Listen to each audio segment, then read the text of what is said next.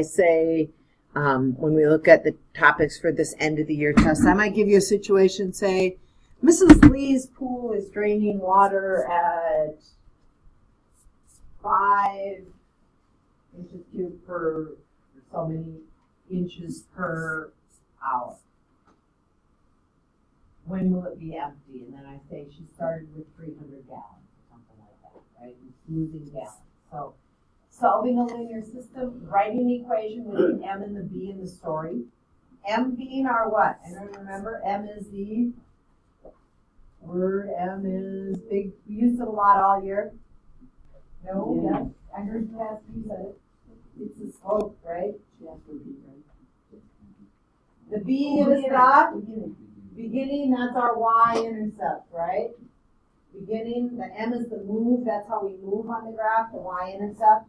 Then I'm going to ask you to compare properties of functions, meaning we're going to look at two things and compare, do they have the same y-intercept? Is one slope positive and one slope negative? So that's what I'm talking about, properties of those.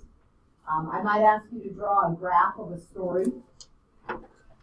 So it might be a situation again that you're looking at, and determining two figures that are congruent or similar for that transformation. Now, when you look at your current workbook that you have, I-15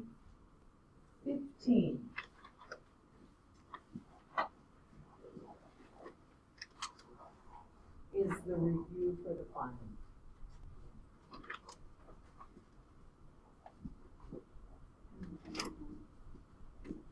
And you will see each of these types of problems on that final review. And that starts in your workbook on page 31 of your workbook. Okay? So page 31 of your workbook. What is a Venn diagram? You guys have worked with Venn diagrams before, right? They look like what? Three circles. Two or three circles. So sometimes you might have a box, right? You might have this box. And that's and then you might have two circles that overlap, right? That's a lot of times what people think of as a Venn diagram. Sometimes it might be three circles that overlap, okay? And usually our circles overlap.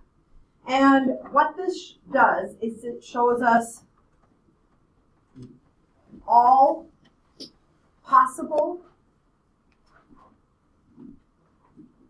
logical relations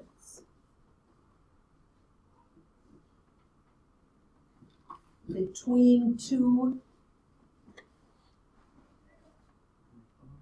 and we usually call them two finite collections. Finite means there's only so many members of that finite collections of sets. Two finite collections of sets. So usually it's two, might be three circles that overlap. This in the overlap is what they have in common, right? So that's their intersection when we talk about that. Do you need help? Sure. All right, so if we think of this, we have the intersection, and then the reason I said that sometimes you have a box and you have out here is these would be the people that are in neither category, right? So you're going to see as we take a look and as you're looking at your homework, something like this. So the video is not working great here, so like yesterday. So what I'm going to do is we're just going to kind of read through what this Venn diagram is telling us. So they were looking at, they asked people, they surveyed people and found people that had cell phones and people that had MP3 players. And what they found is 13 people only had cell phones. 27 people that they surveyed, or students that they surveyed, had MP3 players and a cell phone.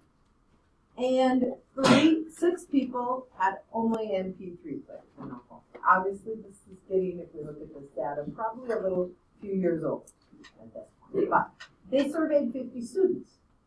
So first off, how many people up here answered this question? If we add these three together.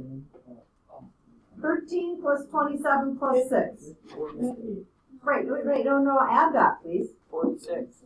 46. That is not everyone that was surveyed, because how many people would have been outside then? 4. 4. So, as you fill this in, sometimes you can find that information from the Venn diagrams, but 27 plus 6 gave us a total of how many people with MP3 players? 33. And if 50 minus 33 means that this had to be 20, not 20, 17. And so now 27 plus 13 gave us 40 people with cell phones. And we know that this has to be 10 to fill it in. And 4, which is what we found when we added those and subtracted from 50, that there was 4 outside. Okay? So, when you are looking at your homework, I would like you to look, I want to look at a couple of these questions with you. I want to make sure when I look at this table that I do not have the word total behind here. I need the total here, and I need the total of my 7th and 8th graders, okay? So you're going to find these numbers in those total columns, okay, when you do that. If you didn't do that, make sure you do that. And then as you read question 3, it says the relative students out of the total. That's pretty easy, because you're going to use this number that's right here, and you're going to find people that responded with TV, right? So our total TV divided by the total from the group. So you're looking at TV total divided by the whole total, right? And you're going to get a decimal. So when it tells you relative frequency, you can leave your answer as a decimal, but you can also put it as 8%, right?